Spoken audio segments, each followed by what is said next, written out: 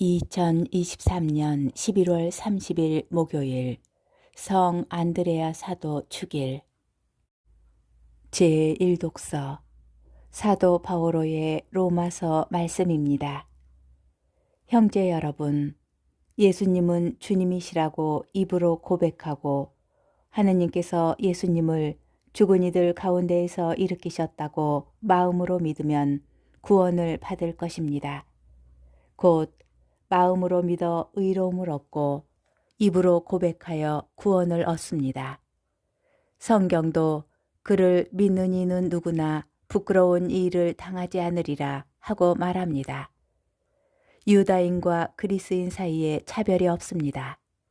같은 주님께서 모든 사람의 주님으로서 당신을 받들어 부르는 모든 이에게 풍성한 은혜를 베푸십니다.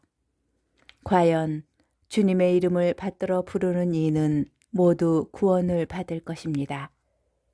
그런데 자기가 믿지 않는 분을 어떻게 받들어 부를 수 있겠습니까? 자기가 들은 적이 없는 분을 어떻게 믿을 수 있겠습니까? 선포하는 사람이 없으면 어떻게 들을 수 있겠습니까? 파견되지 않았으면 어떻게 선포할 수 있겠습니까? 이는 성경에 기록된 그대로입니다. 기쁜 소식을 전하는 이들의 발이 얼마나 아름다운가. 그러나 모든 사람이 복음에 순종한 것은 아닙니다.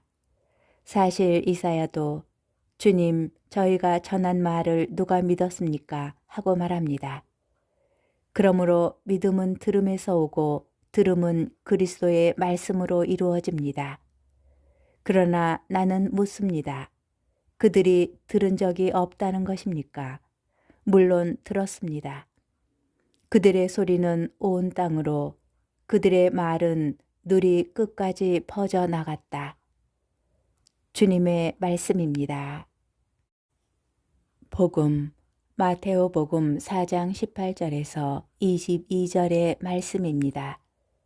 그때에 예수님께서는 갈릴레아 호숫가를 지나가시다가 두 형제 곧 베드로라는 시몬과 그의 동생 안드레아가 호수에 어망을 던지는 것을 보셨다.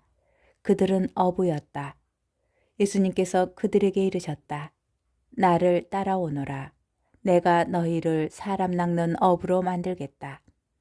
그러자 그들은 곧바로 그물을 버리고 예수님을 따랐다. 거기에서 더 가시다가 예수님께서 다른 두 형제 곧 제베데오의 아들 야고보와 그의 동생 요한이 배에서 아버지 제베데오와 함께 그물을 손질하는 것을 보시고 그들을 부르셨다. 그들은 곧바로 배와 아버지를 버려두고 그분을 따랐다. 주님의 말씀입니다. 오늘의 묵상. 성 안드레아 사도 축일의 교회는 믿음과 선포의 의미를 묵상합니다. 마테오 복음서에는 제자들이 예수님의 부르심을 받고 응답하는 장면이 간략히 소개되지만 요한 복음서에서는 좀 더 자세히 설명됩니다. 세례자 요한의 제자였던 안드레아가 먼저 예수님을 만나고 그의 형 베드로에게 와서 우리는 메시아를 만났소 하고 전합니다. 안드레아는 세례자 요한의 믿음 선포로 예수님을 만난 뒤 그분을 믿을 수 있었습니다. 그리고 안드레아는 베드로에게 믿음을 전하며 주님을 믿도록 초대합니다. 한편 제1독서에서 바오로는 그런데 자기가 믿지 않는 분을 어떻게 받들어 부를 수 있겠습니까? 자기가 들은 적이 없는 분을 어떻게 믿을 수 있겠습니까? 선포하는 사람이 없으면 어떻게 들을 수 있겠습니까? 파견되지 않았으면 어떻게 선포할 수 있겠습니까? 라고 묻습니다. 무엇을 믿으려면 먼저 믿음의 내용을 알아들어야 합니다. 무엇인지도 모른 채 맹목적으로 따라가는 것은 참 신앙인이 아니기 때문입니다. 이처럼 듣지 않고는 아무도 믿을 수 없는데 선포의 대상은 늘 그리스도의 말씀인 복음입니다. 믿음은 들음에서 오고 들음은 그리스도의 말씀으로 이루어집니다. 그러므로 우리 그리스도인에게는 복음을 선포하고 믿음을 전할 때 그리스도의 말씀을 선포하여야 할 사명이 주어집니다.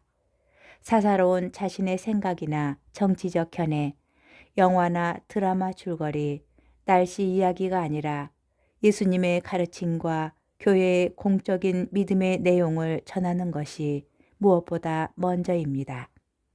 그런데 가장 탁월한 복음화의 방법은 일상 속 삶과 실천으로 솔선수범하는 것이 아닐까요?